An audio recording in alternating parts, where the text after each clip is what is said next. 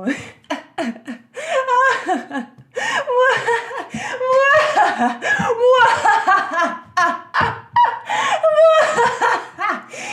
Yes, I've caught you in my trap, fool. I've caught you, and now there is no escaping. You must stick through and watch the rest of my video, because boy, do I have some stuff to talk to you about. There's a lot of cliches out there. Have you guys noticed how there are just so many cliche bad guys, and yet every once in a while you come across gems?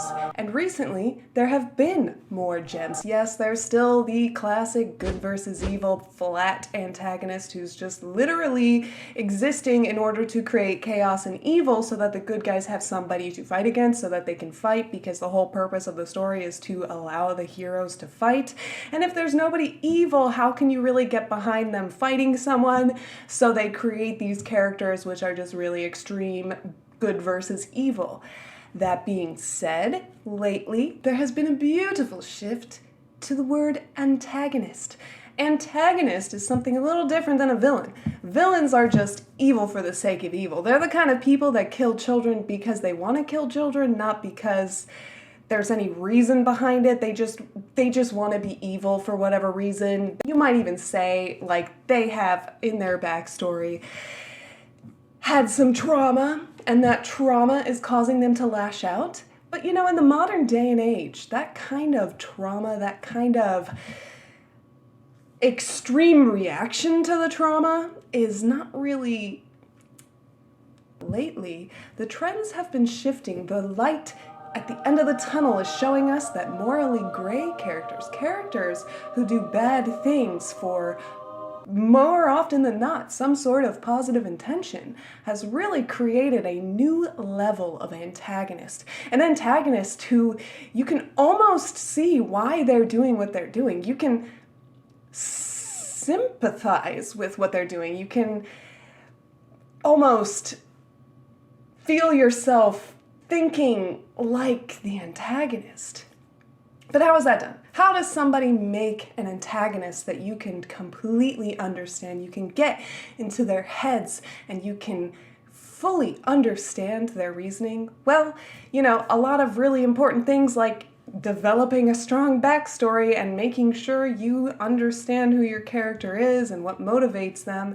Yeah, I mean, that's pretty darn important, but there are hundreds, if not thousands, if not tens of thousands of videos out there and blog posts and books that go over that kind of stuff, that go over developing those kinds of things. So no need to reinvent the wheel, no need to add to the sea that is excessive writing advice.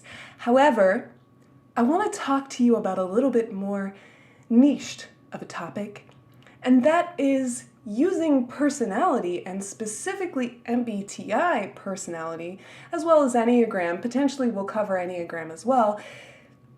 Using personality to create great antagonists whose minds you can see through, whose motivations are so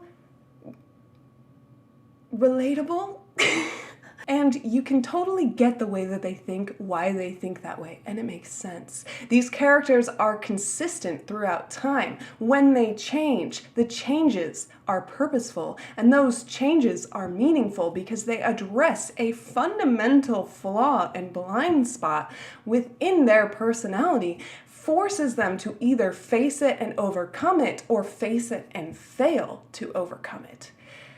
But in order to be able to create that level of depth with your antagonist, I do believe MBTI is a tool that's going to help you take it to the next level, help you make stronger, more purposeful character development. Now, when I say MBTI, a lot of you may think 16P.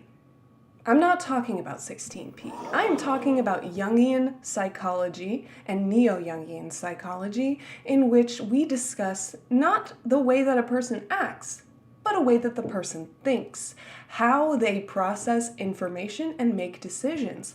That's all related to MBTI for shorthand of the neo-Jungian typology information. So yeah, is it a little misleading to say I'm using MBTI?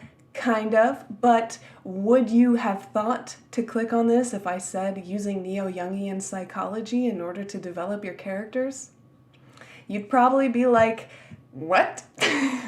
So we're not gonna start using all the perfect technical terms. We're gonna talk about it in MBTI shorthand, but go into depth about the different cognitive functions and how they affect a person and how that might be used for a villain or antagonist, and how that can be used to develop your character in your story, to make their character changes more powerful and more impactful on your readers.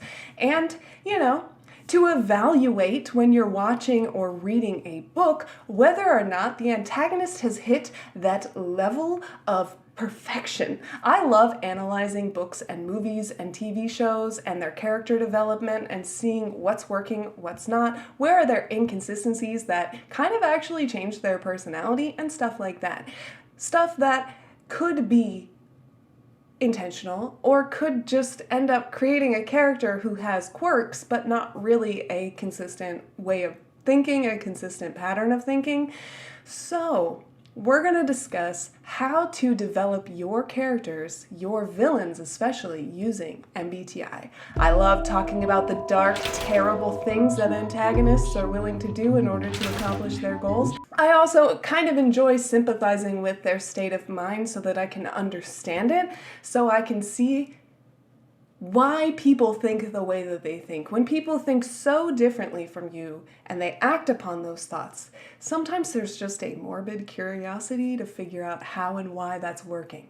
So this series is going to cover all of that. So whether you are a writer, whether you're a reader, and probably most importantly, whether or not you're into MBTI, I hope that you enjoy this upcoming series as we talk about the dark side of each of the personalities, the evil gooiness that's inside them all, and how you can write that effectively, and examples when it's done really well and examples when it's done really poorly.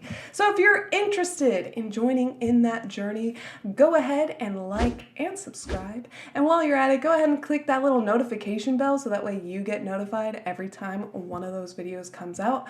I also like to talk about books, and I also like to talk about general MBTI and general psychology. So there's a whole mix of stuff for you to enjoy beyond this little series, and I hope that you consider it. And if you guys are not new and you want to support me and support this series, go ahead and check out my Patreon.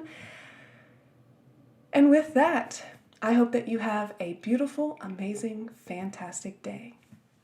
Bye!